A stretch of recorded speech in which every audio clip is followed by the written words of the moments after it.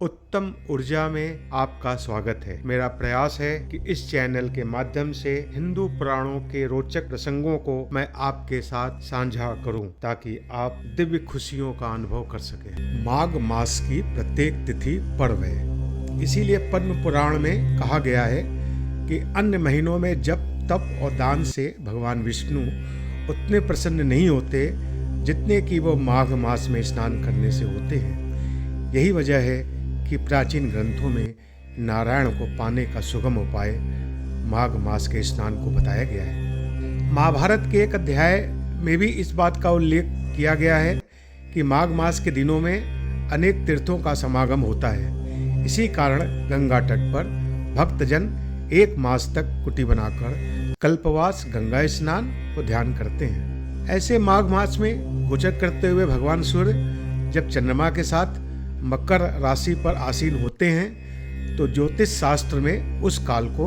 मौनी अमावस्या कहते हैं। मकरस्थ रवि होने के कारण मौनी अमावस्या का महत्व कहीं अधिक बढ़ जाता है। मौनी अमावस्या के बारे में ये भी कहा जाता है कि इसी दिन मनु ऋषि का जन्म हुआ था और मनु शब्द से ही मौनी की उत्पत्ति हुई है। इसीलिए इस अमावस्या को मौनी अमावस्या कहते हैं। धार्मिक मान्यताओं के अनुसार मौनी अमावस्या के दिन मौन धारण करके मुनियों के समान आचरण करते हुए मन और वाणी पर नियंत्रण करके गंगा में स्नान करने के बाद दान करने से व्यक्ति की सभी मनोकामनाएं पूर्ण होती हैं और विशेष फल की प्राप्ति होती है। मौन रहने से अच्छी सेहत और ज्ञान मिलता है। स्नान से मानसिक समस्या, डर या वहम से निजात मिल जाती है। पूरे नियम से ये व्रत करें तो कुंडली के सभी ग्रह दोष दूर हो जाते हैं। मौनी अमावस्या पर प्रयागराज के संगम में स्नान का विशेष महत्व है। इस दिन यहाँ देव और पितरों का संगम होता है।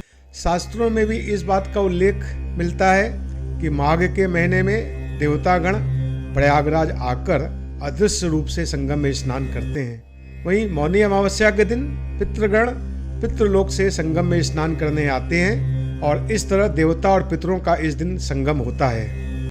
इस दिन किया गया जप तप ध्यान स्नान दान यज्ञ और हवन कई गुना फल देते हैं। मौनी अमावस्या का दिन उपासना का दिन माना जाता है।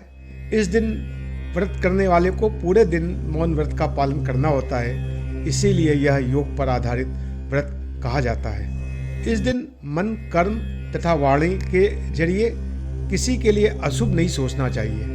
संतों की भांति चुप रहें तो उत्तम है। वैसे तो दिन भर मौन रखने की बात कही गई है, लेकिन अगर दान से पहले 1.25 घंटे तक मौन रख लिया जाता है तो दान का फल 16 गुना अधिक मिलता है और मौन धारण कर व्रत का समापन करने वाले को मुनि पद की प्राप्ति होती है। अगर चुप रहना संभव नहीं हो, अपने मुख से किसी के लिए भी कटु शब्द कहने से तो बचना ही चाहिए। शास्त्रों में भी चंद्रमा को मन का देवता माना गया है। अमावस्या के दिन चंद्रमा के दर्शन न होने से मन की स्थिति शिथिलतापूर्ण रहती है। अमावस्या कृष्ण पक्ष की अंतिम तिथि होती है।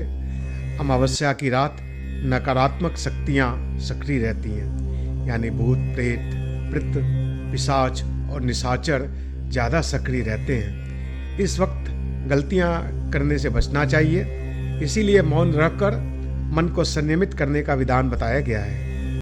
मन ही मन ईश्वर का जप करते हुए व्रत और दान करना चाहिए।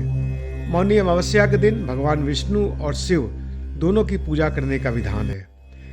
आइए अब यह भी जान लें कि मौनी अमावस्या के दिन व्रत करने से क्या क्या फायदे होते हैं। पुत्री और दामाद की आयु बढ़ती है और पुत्री को अखंड सौभाग्य की प्राप्ति होती है। पद्म पुराण के अनुसार सूर्योदय से पहले जो व्यक्ति तिल और जल से पितरों का तर्पण करते हैं वह स्वर्ग में अक्षय सुख भोगते हैं और 7 जन्मों के पापों से मुक्त हो जाते हैं। स्कंद पुराण के अनुसार पितरों के उद्देश्य से भक्तिपूर्वक गुड़ घी और तिल के साथ मधु युक्त खीर गंगा में डालने से उनके पितर 100 वर्ष तक तृप्त बने रहते हैं और उन्हें हर प्रकार के मनोवांछित फल भी देते हैं।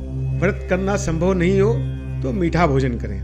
जो लोग गंगा स्नान नहीं कर पा रहे हैं उन्हें घर पर स्नान के पानी में थोड़ा सा गंगा जल मिलाकर तीर्थों का आवाहन करते हुए स्नान करना चाहिए। इस दिन सूर्य भगवान को अर्घ्य देने से गरीबी और दरिद्रता दूर होती है। जिन लोगों का चंद्रमा कमजोर है वह गाय को दही और चावल खिलाएं तो मानसिक शांति प्राप्त होगी। मौनी अमावस्या के दिन पीपल के पेड़ की पूजा करना और परिक्रमा करके धागा लपेटने का भी विधान है। पीपल में अर्घ्य देकर परिक्रमा करें और दीपदान दें। पितरों का नाम लेकर घी का एक दिया पीपल के वृक्ष में जलाकर जरूर रख दें। इससे आपके पितर आपका कल्याण जरूर करेंगे।